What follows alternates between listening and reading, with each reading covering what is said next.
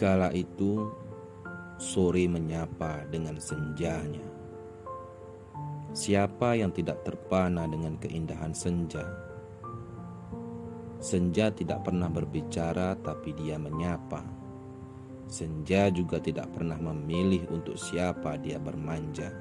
Mataku yang ketika itu sedang menikmati keindahan senja, tiba-tiba berbalik haluan dengan sosok wanita yang sedang duduk di sudut sana. Tiba-tiba hatiku berdebar tak beraturan. Lantas seketika itu aku ingin berkenalan.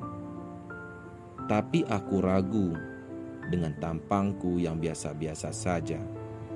Sedangkan ia bak seorang bidadari yang turun dari surga. Ingin rasanya bertatapan muka denganmu, tapi menyapamu saja aku tak mampu. Lalu apa dayaku?